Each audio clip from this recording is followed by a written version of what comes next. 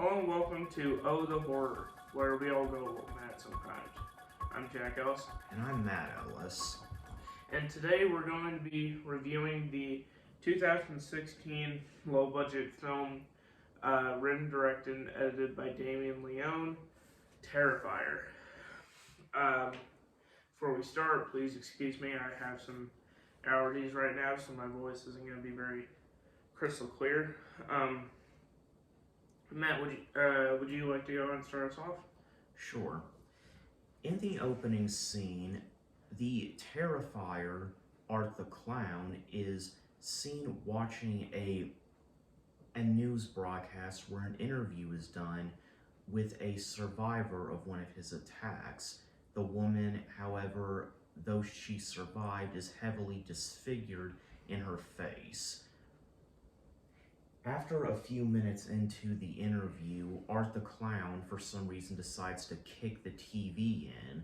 Well, he actually probably does that when Vicky, his victim, says that she knows beyond a shadow of a doubt that he is, in fact, dead. Then next we see him putting on his makeup and his clown costume. That's right, he is a serial killer that goes around town killing people dressed as a clown, but not like a colorful clown. He is completely in black and white makeup and wearing a black and white costume along with a little top hat. If it was good enough for Gacy, it was good enough for him. Right. So in the next scene, we see that the reporter who interviewed Vicky is in her dressing room putting on her makeup and talking on the phone with I assume her boyfriend negatively about Vicky, making a bunch of just very inappropriate comments about her appearance, even saying things like, "Babe, if I ever look like that sometime, feel free to put me out of my misery." Really a very, like I said, inappropriate thing to do. I mean, during the interview, of course, she was acting all empathetic towards Vicky and her struggle, but then, when she's in her dressing room, she's just talking crap about her, even though she knows exactly what the cause of her deformity is. And then next we see that the reporter actually gets killed in her own dressing room, not by Art the Clown, but actually by Vicky. So that goes to suggest that even after that, Art the Clown, even though we don't really know what happens to him, but it's assumed that Vicky goes on to become a killer herself. In the next scene, we get down to the action. We get to everything that happened before Vicky's disfigurement. This is set at least a year beforehand. We see Dawn and Vicky's sister Tara. Those two are walking down the street after a Halloween party. They're both obviously intoxicated. Dawn a little bit more so than Tara. They're both wearing these very revealing Halloween costumes, talking about all the guys that were hitting on them at the party. Just, what you would kind of expect on Halloween. And they go to their car, and when they're about to get in, they get into an argument about who should drive because they're both drunk. This is when they first see Art the Clown. He is just standing there looking at them with a garbage bag full of stuff. It's full of weapons, but they don't know that. And he's just standing there looking at them, and they don't know what to do, but Dawn actually goes ahead, and Dawn's a girl, by the way, just to avoid any confusion there, just goes ahead and starts teasing him, like taunting him really. And Tara is, of course, just on the opposite end of that spectrum. She's thinking they need to get the hell away from him. I remember watching that part, and it always makes me laugh because it reminds me of that thing from SpongeBob where they're like doing the neighborhood watch, and then Patrick is like, he's just standing there menacingly. And Patrick's wearing like an ice cream cone on his head. Yeah. Yeah. Well, I guess I've gone on long enough about this. Jack, what do you think about this first part? I like it. As you'll see later in the film, the opening is sort of told out of order, and it's got, like sort of a Tarantino thing going on. And the opening scene with his lair and all the weapons and everything like that, it's got that grunginess to it that I like, that's sort of reminiscent of Saw, in as far as cinematography and setting. And as we move into the news interview, we find out that his body had disappeared from the coroner's office, and typically bodies don't do that unless they were still alive. And like, I don't know, I've never even seen a coroner's office, I don't think. So do bodies just like, will they just lose people's bodies? What do you mean lose people's bodies? Like they'll just misplace it or something and never find it. That would just be kind of funny if that's what ends up actually happening. I'd say somebody is in for a bad day if they do that. Like, you'd probably get fired for that, but I'm sure it has happened before. Yeah. But anyway, so after all that, we see them walking back from a Halloween party, and it's not the typical, like, it's not the typical depiction of a Halloween night where, there's pumpkins and trick-or-treaters everywhere and stuff like that. It's got that very end of the night, everybody's walking home when the lights go down sort of thing. They say later in the movie that's around 1 in the morning or something like that. And I like that, sort of got that vibe to it. And then Art the Clown just starts, he can be creepy at some points and he can be funny at some points. And before I move on from the interview thing,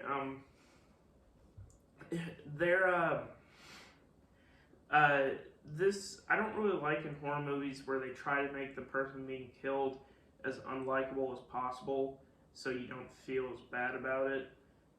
I mean, it's just not really my thing. But I do like the idea that one monster is creating another monster, and the special effects work in this movie was actually done by Leone himself, so he kind of really did everything on this movie. And to an effect, I can relate. But anyway, once we get into the scenes later on, he's sort of just stalking these people on Halloween, and, nobody is, he's not in Haddonfield, so nobody's really on his tail.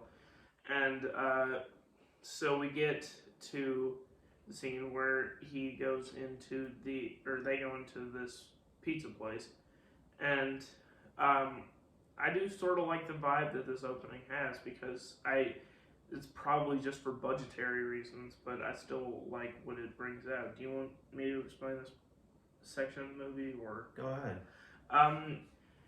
Yeah, so they do make it to this pizza place, and this scene might feel ubiquitous, and my guess is just because they had a friend who owned a pizza place, and they let him film in there. But what it does do is there's still nobody there, and then Art the Clown walks in, and the two girls are just on their phones, they're eating, they're doing whatever, and just trying to sober up so they can drive home. And then the clown walks in, and he just sits there, and since it's Halloween and everybody's in costume and stuff, it's not really like that weird that he's there, so he just sort of sits there and he smiles, and then we sort of see that, he's got that bit of a creepy vibe to him. And then Dawn ends up taking a picture with him and to show that he's not dangerous. And then Art gives Tara a little toy ring, and you sort of see that Art could either be like a real weirdo or just sort of a guy who gets way too into Halloween. And he walks to the bathroom, and after that, he gets thrown out for making like some sort of mess in there, and you're not exactly sure what it is right away. But if you haven't seen this movie before, I would suggest stop watching now and going to see it, because there will be spoilers, and it is kind of funny what ends up happening. So yeah, they walk back to their car, and they find that the tires have been slashed, and they think it was the clown. And they don't have a spare, so Tara has to call her sister Vicky at college to come and pick them up. And since she just kind of wants to get out of her dorm, I guess it is, she just decides to go ahead. And then we find out that what Art did is he essentially just shit all over the walls. Mm-hmm. And that I thought was kind of funny.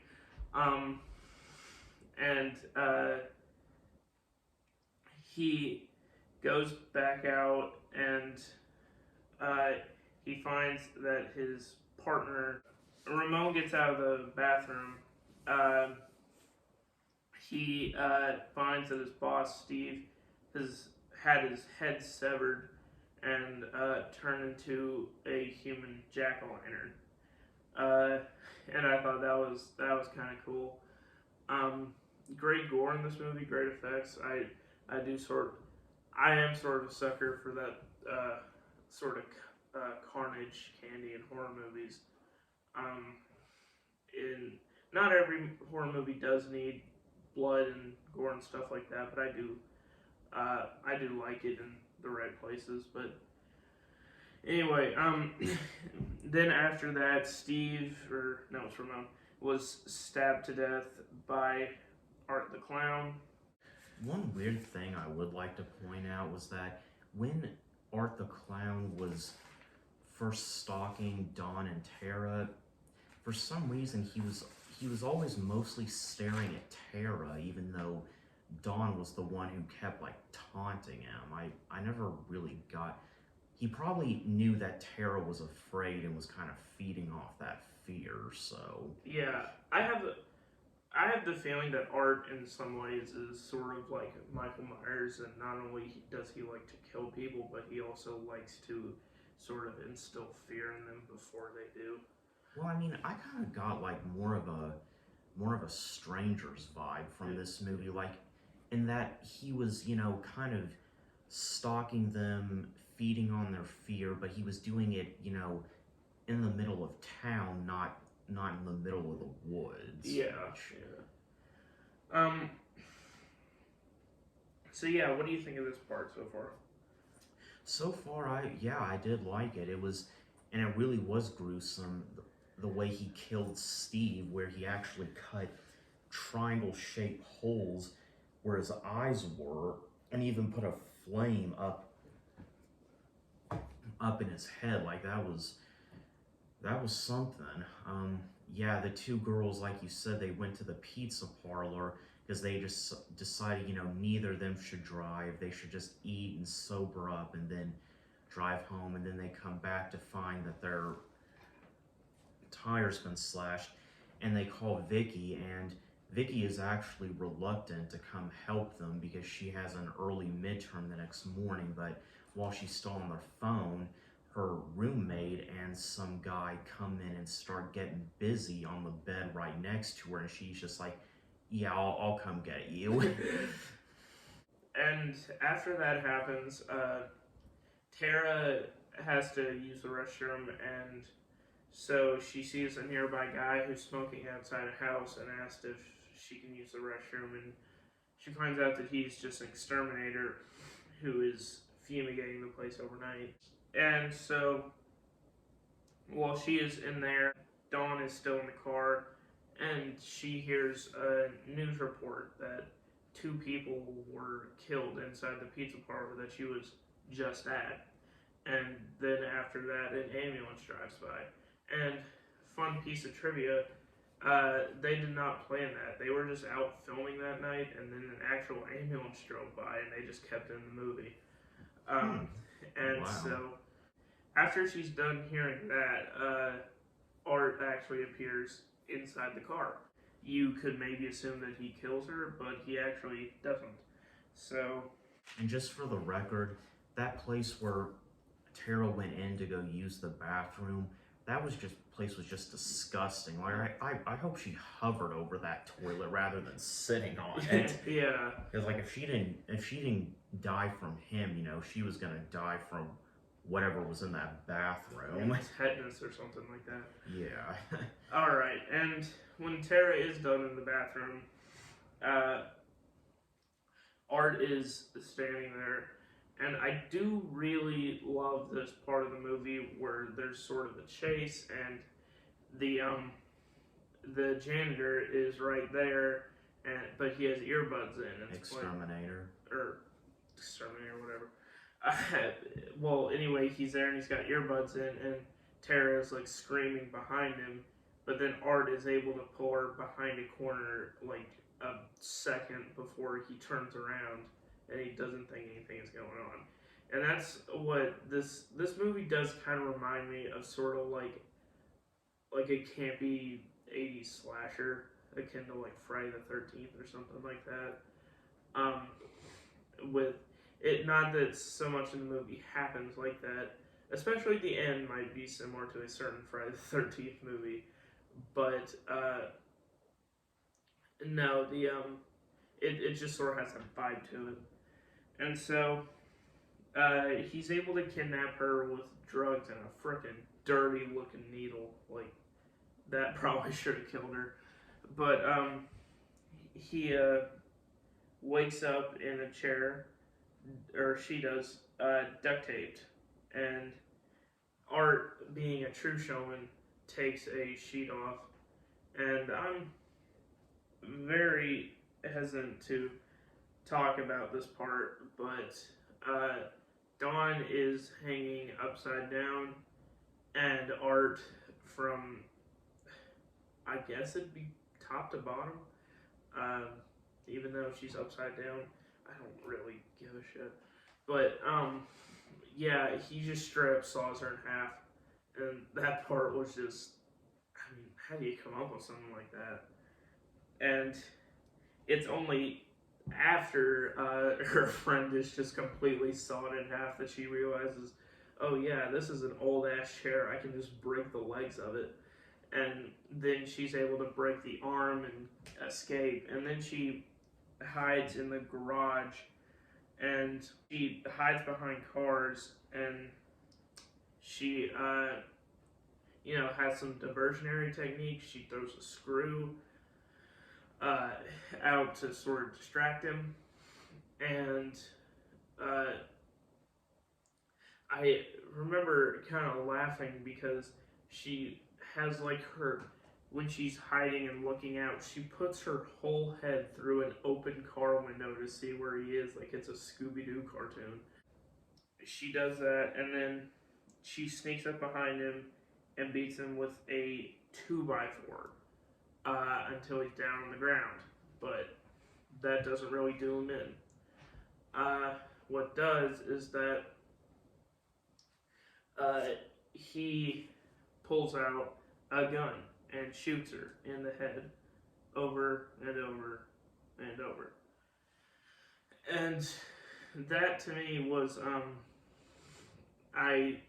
you don't really see the horror movie villains using guns very often, and I thought this was a movie doing something different, and I was pleasantly surprised by it. Matt, what do you think of this part so far? Yeah, I thought it really was just, it really did show this guy was the real deal when it comes to being sick and twisted, where he actually cut that woman in half right in front of Tara. So that really was, and it also went on to show that Tara can be more gangster than we all thought. She beats that guy with a 2x4, and it's just like, get up, motherfucker. And then, yeah, it was really something.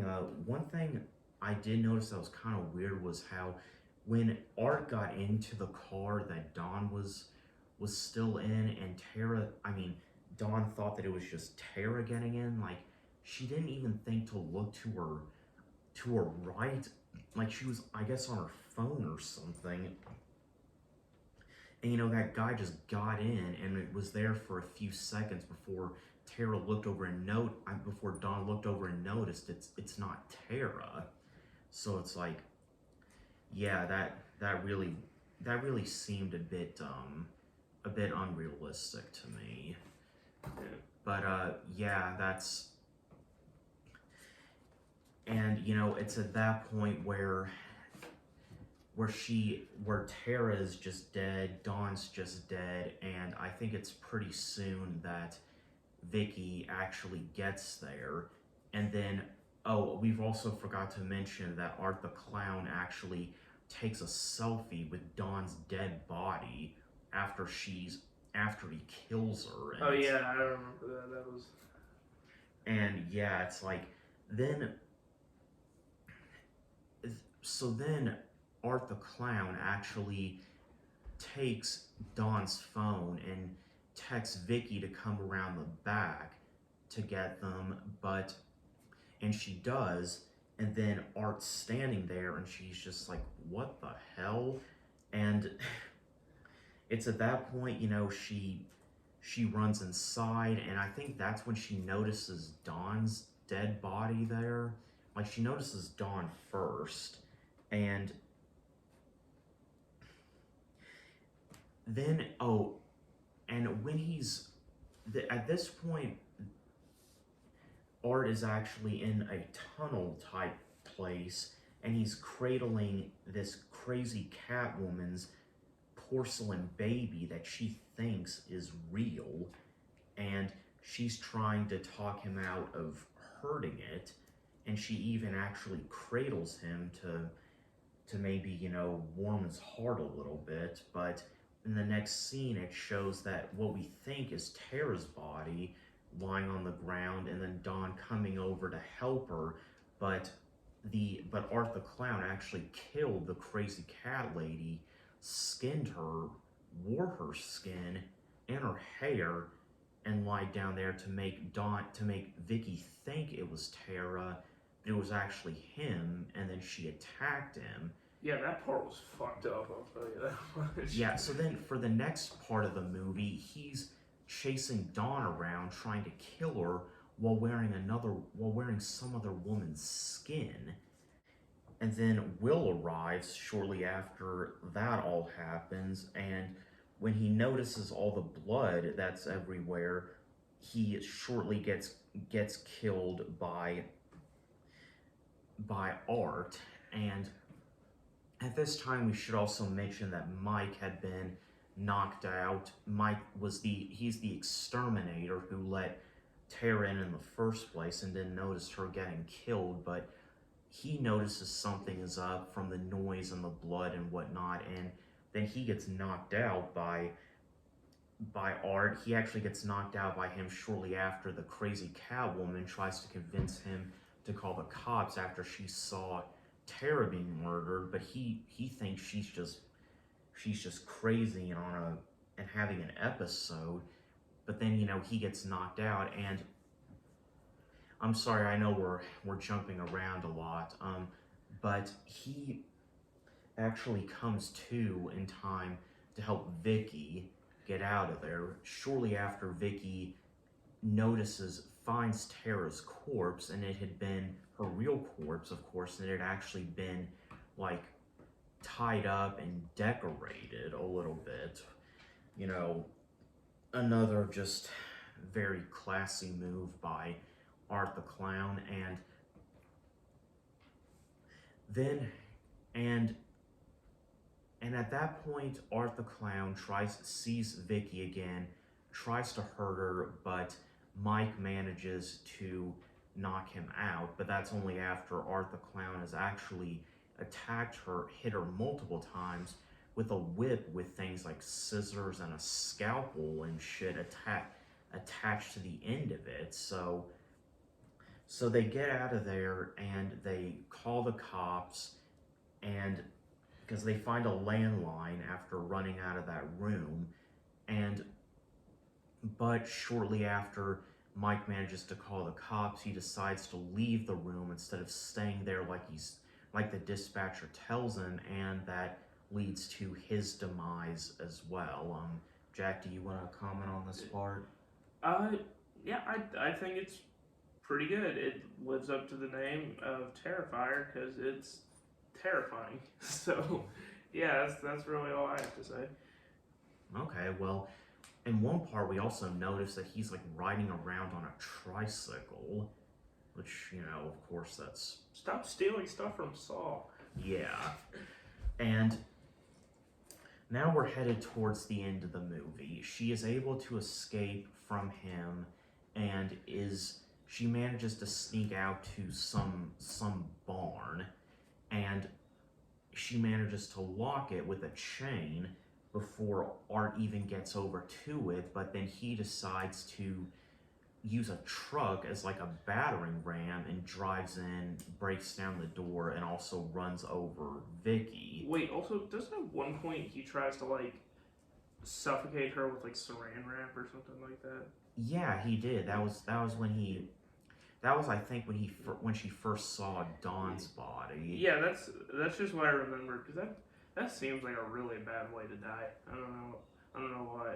It's just because it's death by suffocation. Yeah, that's one of the worst ways to die. Yeah. I mean, I think that probably I'd say that probably burning to death is probably the worst, but yeah, that's still got to be in the top 5. Burning or drowning, maybe, I think. Yeah, and so then he's run over her, and he actually gets out of the car, and he goes over to her and starts skinning her face. Really, just, you know... He's just, like, gnawing on it. Like, he's tearing off pieces and just eating it. Yeah. And shortly after he starts doing that, the cops arrive, and they have him at gunpoint, and they tell him to put his hands up, but instead he pulls a revolver out of, I guess, his sock, turns around, puts it in his mouth, and eats the bullet. Yeah, like, I will say that I love the ending of this movie. Like, I mean, the fact that the cops get there and he's just, like, gnawing on some person's face, like, yeah, I think it'd be easy to put him in jail after that one. Right. But, yeah, like, the fact that, you know, with most horror villains, if they ever get caught, they probably go to, like, some asylum or something like that and then escape shortly after. But he just, like, shot himself, and that's something that I really did not expect from this. So yeah. And what's weird is that he smiled about it right before he did it, like how he smiled right before he killed all of his victims, which was weird. It's like, you know, when people kill themselves to avoid being caught by the cops, you know, that's not generally considered a victory. Like, you know, it's a last resort. Well, I think you'll see in the ending is because he only did it because he knew he was just pulling a fast one on them. Right. So yeah, he puts the gun in his mouth, fires it, and then next all the bodies are being rolled on gurneys, including his, to the coroner's office, and the doctor is actually very frustrated about his workload. Yeah. And this was actually one of the crazier but still, I guess, kind of funny parts of the movie was where he was trying to get the cops who brought the bodies in to bring him like a meal from McDonald's or Wendy's, and one of the cops just said, how can you eat a bunch of greasy food when you're about to cut up a bunch of murder victims? And he was just like, once you've done an autopsy on an 8-month-old that was microwaved to death, nothing else really can top that. And then one of the cops is just like, you just had to ask, didn't you? And so, actually, I don't think they're cops. I want to say they're like paramedics or something. yeah, like that. they were actually probably paramedics. Yeah. But yeah, he's looking at the bodies, he's unzipping their bags, and then he opens up Art the Clown's, and at this part we kind of wonder if, Okay, before we get to that, I'm sorry. Don't get mad at me for this, but is Dawn gonna be in one body bag or two? Oh my god. It's worth asking. She's gonna be in one. Okay, it's like it's one body that. Yeah. So yeah, she's. It's easier to zip up, I guess. Oh my god. But yeah,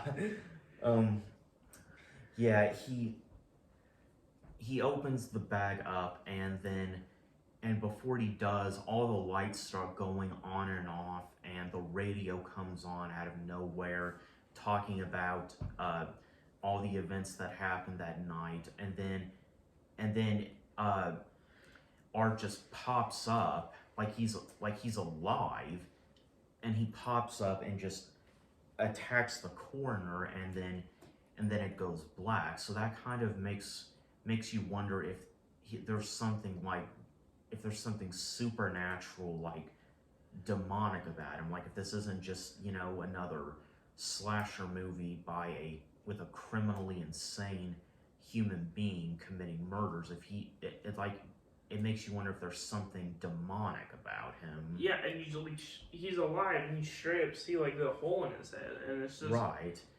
I can only, because apparently this is all I can ever think about anymore. But I can only compare this movie to the end of the original Halloween, where to this point we've only been led to thinking that Michael Myers is just this guy who's insane, but after he's shot 6 times and then falls off a balcony and then he's just gone, was it even just a person or was it something more? And that's what we get from Mark the Clown. Was this just a crazy guy in a clown costume, or was he supernatural in some way? Was he given powers? Is he a demon? Yeah. We don't know. Because, I remember as I watched the coroner walk towards Arthur's bag and being like, oh my god, they're probably gonna make it to where he comes back to life. And I remember thinking, no, if they do this is not going to work. He shot himself in the head. There is no coming back from that. But he does, and in the next scene, it shows where Vicky is finally getting discharged from the hospital after about a year. Both her parents are there, the doctor's there, and she's about to be rolled out in a wheelchair, and the doctor even says, good luck with your interview tomorrow, which implies that this was right before her interview with that bitchy news reporter. And they turn her wheelchair around and we see her face looking exactly like it did at the beginning of the movie, and then the curtains roll. Yeah, I don't know if this was really a twist that anybody was surprised by. I mean, I don't know about you, but for me, it just I kind of saw it coming from what they said about him disappearing from the coroner's office and doing this and that. It just seemed like it was by that point that the interview and stuff was happening after the events of the movie. Right, and this is one thing horror movies have started doing that I really don't like. Kind of like what we've talked about with Michael Myers and Halloween, and then Art the Clown with getting shot and still coming back to life. You know, the fact that they make, even though these are super villains, the fact that they have no vulnerabilities is really starting to like take away from the suspense of the movies. Like, for example, when they first started making the Superman comics, Superman was completely invincible. You know, nothing could take him down. And then that was when they started to bring in kryptonite as his weakness, so that there could actually be a plot, there could actually be suspense. And that's kind of what they need to do with villains in this. Is, you know, you have to allow for your audience to think that there is a chance that their character could die, and that could be it. You know, because otherwise everyone's just gonna think, you know, it doesn't matter if they were shot 10 times, drowned to death, you know, left to rot in a burning building, or even you know, hell, given the death penalty, you know, they're still just gonna come back to life in the next movie. You know, that I'm afraid, I mean, people might disagree, but I just think that kind of takes I know it makes them look more badass, but it also just kind of dulls it, in my opinion. Yeah. Well, anyway, that's about it. Terrifier 2 is coming out at the time of release, I believe tomorrow. Really? Yeah, and I don't know if it will be coming to a theater near us, but as for the first Terrifier, I really enjoyed it. I think it was a great return to form for the horror genre, and I think it was very well made, especially with the budget it had, and I'm excited to see what they do with the sequel. Matt, what do you have to say? I really liked it too. I liked how it really was cringy, over the top, like everything from the killing to him wearing someone else's skin to him, you know, acting like a child. You know, it really did hit the mark when it comes to what you expect to see from scary movies. So, did you give it your rating yet? No, I'll give it an 8 out of 10. It's got some flaws, but overall I enjoyed the experience. I'll give it an 8 out of 10 too. Well, anyway, I am Jack Ellis. And I'm Matt Ellis. And this has been Oh the Horror. We'll see you next time.